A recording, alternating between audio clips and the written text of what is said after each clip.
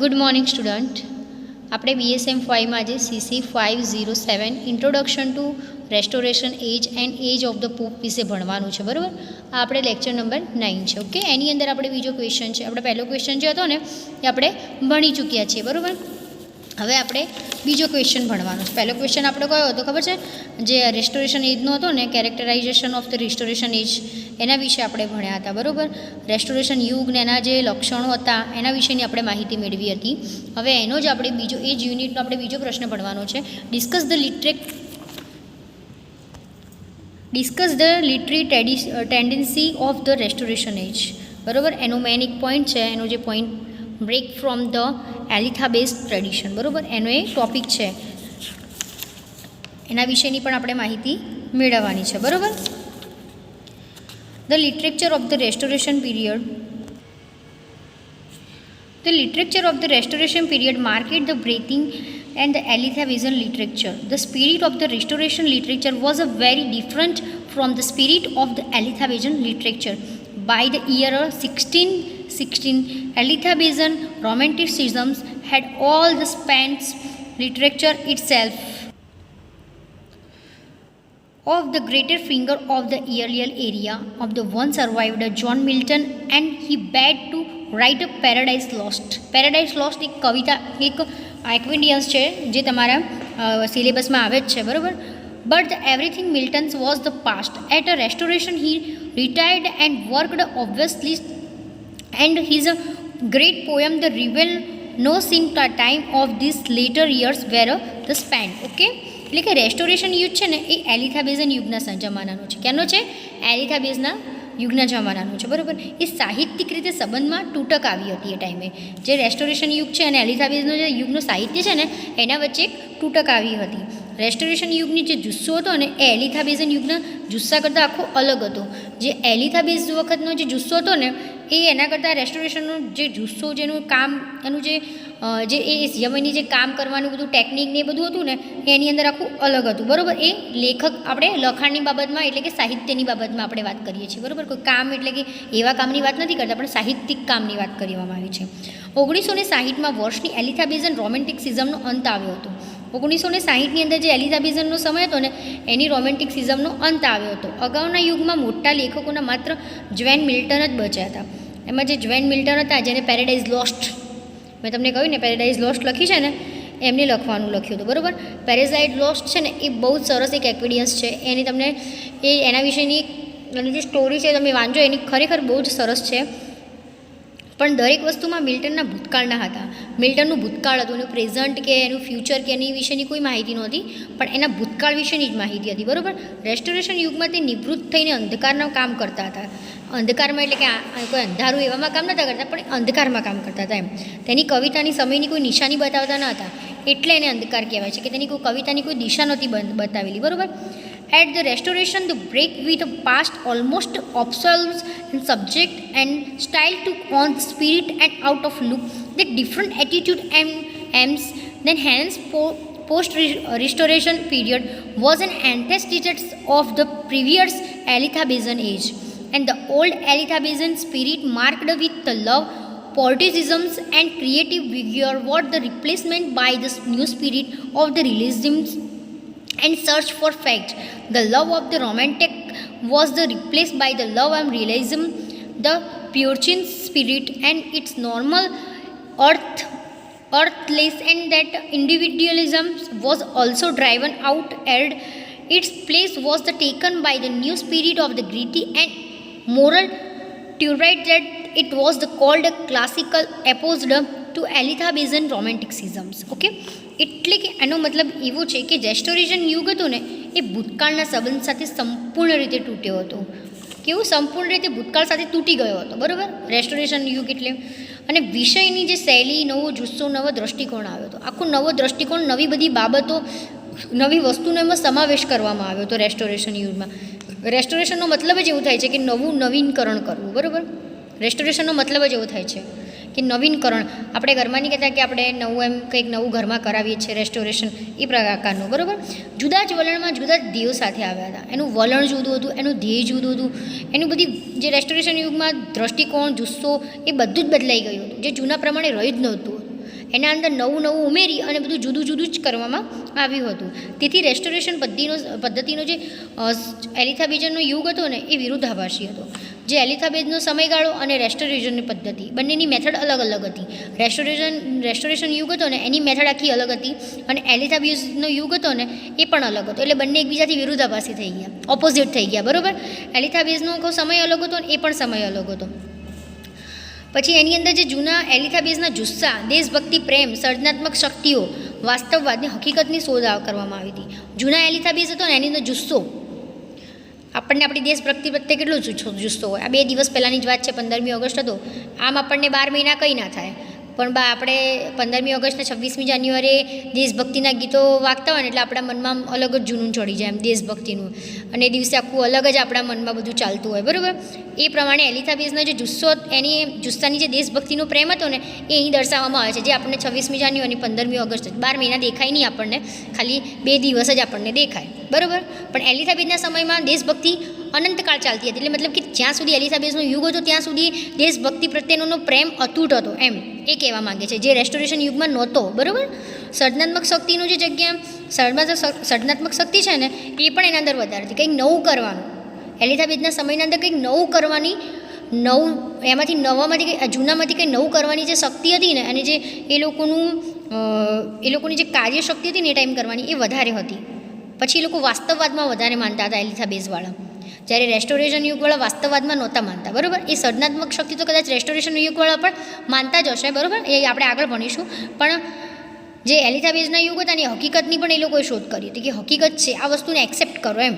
આપણે ઘણીવાર નહીં કહેતા એક્સેપ્ટ કર, આ વસ્તુ તારી એક્સેપ્ટ કરવા જેવી છે, તારી આ ભૂલ છે, તારી હકીકત છે, સત્યતા છે, તું એક્સેપ્ટ કર. એ આપણે એક્સેપ્ટ કરવી જોઈએ, બરાબર. પછી રોમાંચિકતા પ્રત્યેનો પ્રેમ એ જગ્યાએ વાસ્તવ માટેનો પ્રેમ આવ્યો હતો, બરાબર. એની અંદર એવું કહેવા માંગે છે. પછી ફ્યુચરિટીનો જુસ્સો અને તેના નૈતિકતાની પ્રામાણિકતા વ્યક્તિવાદ સાથે કાઢી નાખવામાં આવી હતી, બરાબર. વ્યક્તિવાદ સાથે જે આપણે જે એમનું નૈતિકતા, પ્રામાણિકતા આપણે કહીએ છીએ ને, honesty is the best policy in the world. એક વાક્ય છે, આપણે ગુજરાતીમાં જેમ આપણે સુવાક્યો લખીએ ને એમ ઇંગ્લિશમાં છે કે honesty is the best policy in the world. તમારું પ્રામાણિકતા છે ને એ તમારી જીવનનું આમ સત્ય. જો તમારે પ્રામાણિક ના હોય ને તમે લોકો તમારી લાઈફમાં, તો તમારી જીવનમાં કાંઈ નથી. પ્રામાણિક રહેવું જોઈએ જિંદગીમાં, બરાબર. એ કહેવા માંગે છે. પછી આનંદ, નૈતિકતાની અધમતા આવી હતી એ વખતે. અને એલિઝાબેથના યુગમાં છે ને રોમેન્ટિસિઝમ વિરુદ્ધમાં ક્લાસિકમ કહેવાતો હતો. એ ક્લાસિકમ કહેવાતો રોમેન્ટિસિઝમને, બરાબર. એ આની અંદર કહેવા માંગે છે. ઓકે. હવે ઇમિટેશન્સ ઓફ ધ એનિસન્ટ એટલે કે પ્રાચીન લેખકોનું અનુકરણ, બરાબર. Lacking the genius Elizabethan, the author of the time, and turned to great classical writer, in participate to Latin writer for a guidance and inspiration. This habit of Quintilians during and time of the Rhine, dependent and hardened during the succeeding area of the Pope, so much so later laid and down as a final test of excellence. Learn health of the ancient rules, just attempts to copy nature is to copy them. Okay. એટલે એનો મતલબ કે એલિઝાબેથની પ્રતિમા હતી ને જે એ ખામી હોવાના કારણે આ સમયના લેખકો, જે મહાન લેખકો હતા ને, એ લેટિન ભાષા તરફ કે લેટિન લેખકો તરફના માર્ગદર્શનને પ્રેરણા તરફ વળ્યા હતા. એલિઝાબેથની પ્રતિમા ખામી હતી, ભલે બધી રીતે પરફેક્ટ હતી, પણ દરેક વસ્તુમાં કંઈક ને કંઈક તો ખામી રહેલી જ હોય છે, બરાબર. બધાને ખબર જ છે. એટલે એની અંદર થોડી ખામી હતી, બરાબર, એલિઝાબેથના યુગમાં. એટલે એની કારણે લોકો જે લેટિન જે કલ્ચર હતું ને, લેટિન લેખકોને તરફ વળ્યા હતા, બરાબર. આ ટેવ ડ્રાયનના સમયમાં જોઈ શકાય છે, બરાબર. પોતાના યુગમાં એટલી બધી ઊંડી ઉતરી ગઈ હતી ને આ સમયમાં પ્રાચીન લેખકોની, કે સખત બનીને ઉત્કૃષ્ટતાની છેલ્લી કસોટી સ્થાપિત કરવામાં આવી હતી, જેમાં જૂના નિયમોની યોગ્ય જે જૂના નિયમો હતા ને એને નજરઅંદાજ કર્યા, અંદાજમાં રાખતા શીખો, અને સ્વભાવનું અનુકરણ કરો, અને અનુકરણ કર્યું છે કે બરાબર છે કે નહીં તે ચેક કરો. એના વિશેની માહિતી અહીંયા આપવામાં આવી છે પ્રાચીન લેખકોના અનુકરણની, બરાબર.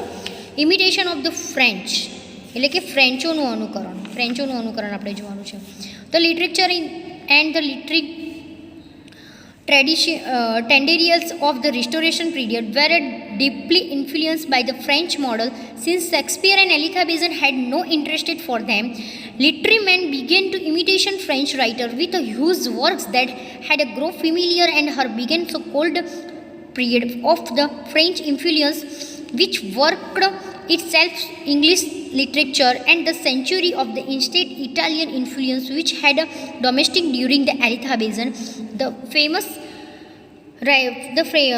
French writers, the period of the English influenced in the English literature were Parcel, Burskills and Maher, the Rennes, Morelia, all the Britilian company made religious Louis, the Augustine's age of the French literature in the particulars and the French influence painted deeply into drama, into the comedy, which was a most and copious literary in production of the Restoration age. Of the comedy of the French Moralian was outstanding experience and the influence very great. The more formidable tragedy, French classical more combined into brilliance and new drama called a heroic play and replaced in dramatic love. Okay, એટલે કે આની અંદર એવું કહેવા માંગે છે કે restoration યુદ્ધનું જે સાહિત્ય અને સાહિત્યની વલણોની ફ્રેન્ચની ઊંડી રીતે જે વાત કરવામાં આવી હતી ને એ પ્રભાવિત થયા હતા. જે શેક્સપિયરને એલિઝાબેથનો તેમાં રસ ન હતો, બરાબર, અને ફ્રેન્ચનું અનુકરણ કરવામાં આવ્યું હતું, જેમની કૃતિઓ માહિતીગાર થયા હતા, જેમની કૃતિઓથી અને ફ્રેન્ચનો પ્રભાવની શરૂઆત થઈ ગઈ હતી. લેખકોનો સાહિત્ય પર જે પ્રભાવ પડે ને પાસ્કલ, બોસ્ટિન, માલ્વેર, કોનવિલ, રનિયન્સ એ તેજસ્વી ઓગસ્ટનો યુગ શરૂઆત થઈ ગઈ હતી, બરાબર, અને ફ્રેન્ચના જે નાટકોની કોમેડી પર ઊંડી અસર થઈ હતી, જેના કારણે મોલ્વિયર આગળ પડતો લેખક થઈ ગયો. અને ટ્રેજેડી અને ફેલ એ ટ્રેજેડી જે ફ્રેન્ચની હતી ને એને ક્લાસિકલ મોડેલ તરીકે યુરોપિક પ્લેનના જે નાટકના નવા પ્રકારની શરૂઆત થઈ ગઈ. ડ્રાયડનનું ટેરેનિક લવ છે ને એ સારી રીતે રજૂ થઈ ગયું હતું. અંગ્રેજીના જે સાહિત્યનો ફ્રેન્ચનો પ્રભાવ હતો ને એ ઇટાલિયનના યુરોપિયનમાં સર્વોચ્ચતા પૂરી થઈ ગઈ હતી, બરાબર, એની સર્વોચ્ચ રીતે ઉપર જતો રહ્યો હતો, બરાબર, એમ કહેવા માંગે છે. Regarding the French influence in English literature of the period of the W.H. Honson remark, European suspensory the Italy and now passed away and the French had become the world great abluliers taste and political relation between two countries naturally tender to give a vlog in the England all the things of French including and the French taste and French ideas of the art now contemporary and literature and characterizer particularly and liquidity, Vivaldi and reason of the close attendant give up from correctness and eagerness and finish that it was the establishment of literature polite society and had all the merits and limitation of the such literature. It was a moreover and the literature include that essence and all critical faculty, all the control. It was a literature of the English now that look guidance. There is a great influence of the development alike that prose and words of the principle of the regularity, orders and spiritual good sins as were preeminently and there is no avail. The expense of feeling, spirituality, growth and artificial poetry was inevitable result. બરાબર, એટલે કે આની અંદર એવું કહેવા માંગે છે કે જે ફ્રાન્સની દુનિયા હતી ને અભિરુચિનું લવાદ બન્યું હતું. બે દેશોના રાજકીય સંબંધો સ્વાભાવિક અને જે બધી વસ્તુઓ હતી ને અભિરુચિ, કલા, ફ્રેન્ચ વિચારો ઇંગ્લેન્ડના ફેશનમાં આવ્યા હતા બધા, બરાબર. સાચાપણાનું સુંદરતા પ્રત્યેનું જે વિનમ્રપણું હતું ને એ સાહિત્યમાં આવી ગયું હતું. સદગુણો અને મર્યાદાઓ પણ રહી ગઈ હતી. તદુપરાંત એક એવું સાહિત્ય હતું ને કે જે બૌદ્ધિક તત્વ છે ને એને ઉચ્ચતરમાં રહેલું હતું અને વિવેચનાત્મક શક્તિઓ છે ને અંકુશિત રહેલી હતી. પછી સાહિત્યમાં અંગ્રેજી લેખકો છે ને એની માર્ગદર્શો તરફ વળ્યા હતા. ગદ્ય પદ્ય પછી નવા તરંગોનો વિકાસ થયો હતો, સારી ભાવનાઓ જુસ્સાઓનો વિકાસ થયો હતો. કવિતાઓમાં લાગણી, સાહજિકતા, પછી કૃત્રિમ જે કવિતા છે એનો પણ અનિવાર્ય પરિણામ તરીકે ઉપયોગ થયો હતો, બરાબર. આપણે અહીંયા ટોપિકને આટલો એન્ડ લાવીએ, બરાબર. હવે આપણે આગળનું કાલે ભણીશું, ઓકે.